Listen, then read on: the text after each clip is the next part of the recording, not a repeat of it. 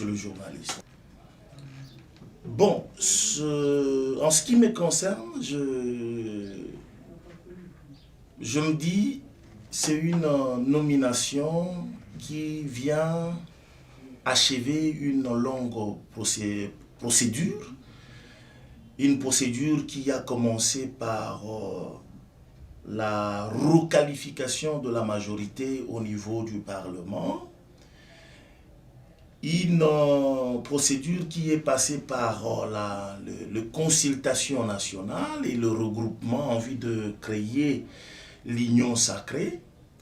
Et cette nomination, j'ose croire qu'il s'agit d'un choix judiciaire, un choix réfléchi, parce que le Premier ministre que nous attendons, c'est un Premier ministre qui viendra pour relever plusieurs défis qui concernent notre État et dans le sens à le relever.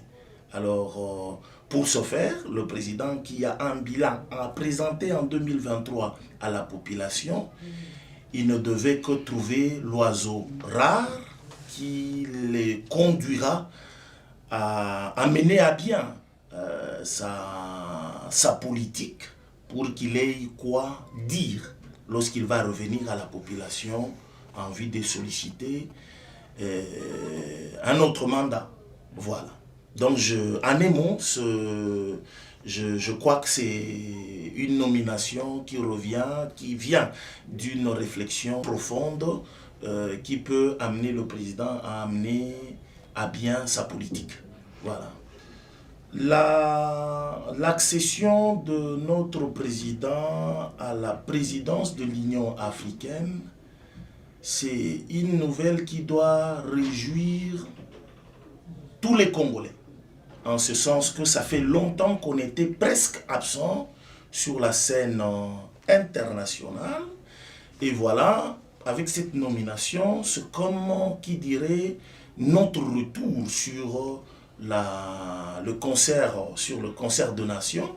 Et cette nouvelle, cette accession à cette charge-là doit nous réjouir nous tous, parce que on parle de nous, on se fait entendre, nous, le grand géant de l'Afrique centrale, qui dormait pendant beaucoup de temps, on vient comme si de nous réveiller. Et bon, voilà, c'est la meilleure chose qui nous est arrivée après plusieurs années, une cinquantaine d'années, si j'ai bonne mémoire, sur le plan continental. Et nous devons nous en réjouir et être fiers de cette nomination. Je me rappelle de son combat, le combat qui consistait entre autres de nous enlever la peur qui nous caractérisait. Vous vous souviendrez qu'à l'époque de Mobutu, on ne pouvait pas soulever le petit doigt comme on le fait aujourd'hui. On ne pouvait pas parler du président de la République, des institutions, comme on le veut. Alors, nous étions dans une sorte de peur. Comment je vais prolonger? Alors, le fait Premier ministre Etienne Tshisekedi est venu nous sortir de cela. Et dans sa politique, dans son combat, il voulait tourner toutes les actions des institutions vers le peuple, que le peuple soit au centre de tout.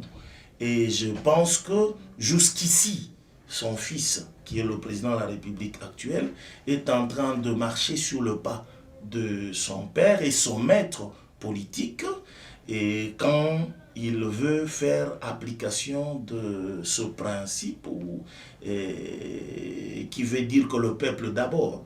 Donc, je constate encore que l'UDPS est encore dans le pas du maître en train de suivre, à part quelques petits dérapages et quelques brebis égalaises. Mais bon, voilà, l'ensemble, nous pouvons constater qu'il reste encore avec le combat du peuple d'abord et ils veulent améliorer la situation de ce dernier. Bon, il est très tôt d'établir le bilan. Il est très tôt de dire, de répondre à cette question. Une question pareille, ça mérite que le mandat arrive à sa fin, ou presque la fin, et on peut donner un bilan. Je pense qu'on ne fait pas le bilan de quelque chose au début, on fait le bilan à la fin. Mais déjà, on peut quand même noter quelques avancées, parce qu'il faut dire, il faut peut-être être étranger dans ce pays pour ne pas savoir dans quel état nous étions lorsque le président de la République venait de prendre le pouvoir, lorsqu'il est arrivé à la magistrature suprême. Par rapport à là où il a pris les choses, la direction de ce pays ici, j'ai dit qu'il y a deux avancées, mais peut-être qu'on ne ressent pas aujourd'hui parce que la plaie était profonde. Lorsqu'il commence à faire le pansement, il faut attendre un petit moment pour constater tout ce qu'on fait aujourd'hui. Et que ce n'est pas de baguette magique qu'on devait passer du noir au blanc. Donc il y a une procédure, je pense que cette procédure est déclenchée par le président de la République et les institutions qu'il est en train de chercher à mettre en place pour arriver à ce changement concret, ce changement que nous allons tous palper dans un futur très proche. Je ne l'ai pas suivi personnellement, mais si les choses sont telles que vous les dites, mais c'est très grave. Et imaginez un peu, on le remet dans le même contexte et on dit cela. Et vous voyez un peu, c'est comme si en d'autres termes, il est en train de venir dévaler le secret de ce que lui-même a fait alors qu'il était Premier ministre. Je pense que, je le répète encore, il est très tôt de donner le bilan ou de censurer, examiner ou contrôler. Nous devons donner du temps. Même dans le mariage, hein, ce n'est pas le même jour où on se marie et qu'on a l'enfant. Hein? L'enfant vient et on va le constater 9 mois après. Donc, dire qu'ils sont là que pour... Ils ne font rien et ils sont là pour remplir le ventre. Ils devaient nous dire un peu comment on remplit le ventre quand on est à la primature. Surtout qu'il venait d'y être, c'est qu'il en a l'expérience. Je pense qu'un homme de temps, il devait, s'il l'a dit, il devait s'abstenir à faire de telles déclarations. Parce que pour moi, c'est une faiblesse qu'il ne faut pas mettre à la place publique. Donc, il y a quand même un travail qui s'est fait. Et je ne sais pas de quel point de vue il dit cela, parce que tout est aussi question de point de vue. Et s'il se place dans les mêmes conditions que tout autre Congolais, il se rendra compte qu'il y a quand même de petites choses qui se font, même si ça ne se fait pas à la perfection. Nous sommes en train d'aller vers la perfection, mais il y a des choses qui ont commencé. Et Monsieur le Premier ministre Tshibala était au pouvoir. La Constitution permettait la gratuité de l'enseignement. Par exemple, pour ne citer que cela, ils n'avaient jamais mis cela en application. Aujourd'hui, cela est en application. Quoi qu'il y a à refaire, quoi qu'il y a à corriger là-dedans, mais ils n'ont pas mis. C'est l'actuel président. Je ne peux que citer cela. Je prends un autre exemple du camp Tchatch. Bon, peut-être il a fait longtemps qu'il n'est pas passé par là. Et s'il passait par là, il verra qu'on est en train de faire un petit travail pour nos voyants militaires qui se battent pour refaire la paix à l'Est et autres. Ils commencent à entrer dans certaines petites conditions de vie acceptables. Il y a l'eau qui n'a pas jailli, coulé dans ce camp-là près de 20 ans. Et c'est dans le 2 ans qu'il dit que l'eau a commencé à jaillir dans ce camp. Moi, j'ai vu les images. Donc, c'est très tôt de faire de telles... en fait, c'est pas correct de faire de telles affirmations, mais je comprends que ce sont des affirmations politiciennes, parce que chez nous, les politiciens s'avertuent à faire certaines déclarations sans suffisamment nourrir et réfléchir. Merci. Je commencerai par dire que je n'ai pas tous les éléments de ce dossier-là, parce que je n'ai pas traité ces dossiers. Je ne connais pas le tenant et les aboutissants. Je n'ai que les informations comme tous les communs de mortels. Mais il faut quand même noter une chose. Cette dame-là, ma amie Tchébéa, c'est la première victime de la mort de M. Tchébéa. Je pense que quand il fait cette réclamation, c'est parce que tout simplement, elle s'est dit que dans ce procès-là, toutes les vérités n'ont pas été dites. Et elle considère aussi que le vrai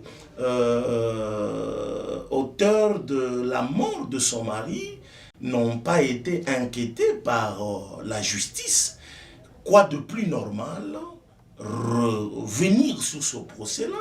Certainement, elle a des éléments de preuve, certainement, elle a des autres informations qu'elle pourra mettre à la disposition de notre justice pour orienter la recherche de la vérité afin de punir le vrai coupable, le vrai auteur de la mort de notre frère Tchébéa, le regretté frère Tchébéa, qui est parti dans des conditions inacceptables. Je réfléchissais sur sa mort et la scène qui a entouré son corps quand on l'a retrouvé à Mongafula vers Mitendi. Non seulement qu'il a été tué, mais celui-ci a été même humilié par les images qu'on a diffusées.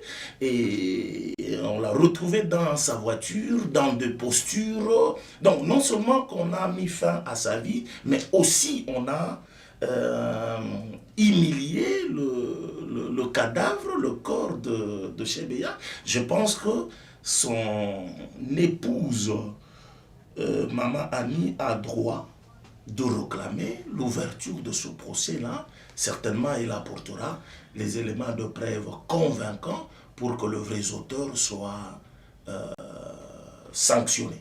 Le mot de la fin, ça va dans le sens à souhaiter au nouveau Premier ministre le plein succès par rapport à cette fonction qu'il vient de prendre. Je pense aussi, étant jeune, il a l'avenir devant lui, il a approuvé et il se mettra dans la direction de relever tous les défis sécuritaires et de paix dans notre pays et il travaillera dans le sens à ce que le pain puisse se retrouver sur l'assiette du Congolais moyen. Le Congolais, et quand il retrouvera à manger, il trouvera le soin médicaux, il ira à l'école comme il a déjà commencé, on pérennise cette gratuité, on ne manquera pas de jeter le fleur sur lui et il a tout l'avenir politique qu'il puisse le mettre à profit. Peut-être il fera encore ou il accédera encore à des fonctions plus que ça s'il arrivait à démontrer à toute la population qu'il en a la capacité de relever le défi. Voilà un mot. Merci, maître. Merci beaucoup. Merci.